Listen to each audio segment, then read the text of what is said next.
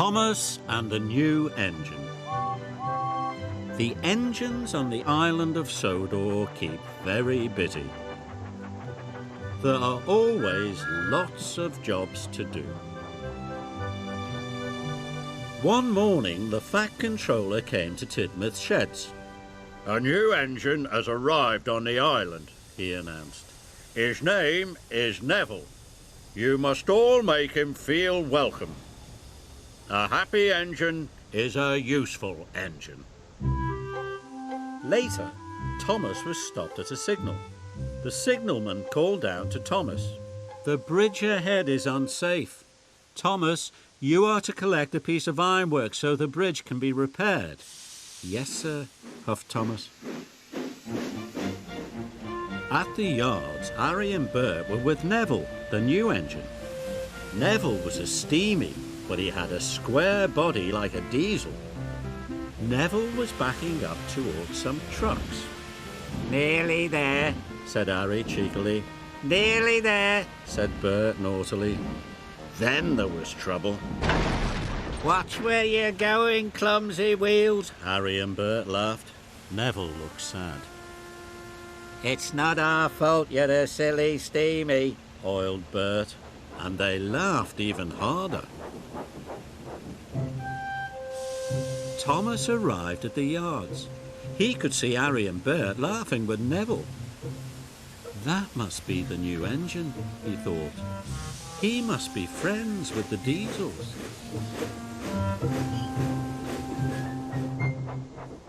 Thomas arrived at Knapford Station. "Have you seen the new engine yet?" asked James. "Yes," said Thomas, "but we'd better be careful. I saw him at the yards with Harry and Bert. They were laughing together." James was shocked. A steamy friendly with Diesels. As Thomas left, Edward pulled in. "Have you heard about the new engine?" snorted James, and he started to tell Edward all about Neville. Later, Edward was taking on water. He was talking to Percy. "That new steamy Neville is best friends with the Diesels," Edward puffed. "He doesn't want to be with steamies at all." "How do you know?" peeped Percy. "James told me and Thomas told him," whistled Edward. Then later, Percy met Emily at a red signal.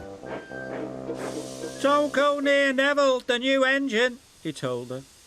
"The Diesels have told him to biff into steamies. Edward told me, James told Edward, and they all heard it from Thomas." When Thomas arrived at Abbey Station, the Fat Controller was there.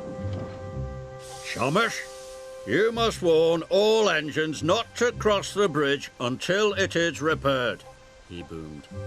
Thomas felt proud. It was a very useful job. Just then, he heard a whistle. Someone was coming. Thomas had to warn them. It was Neville, pulling Annie and Clarabel.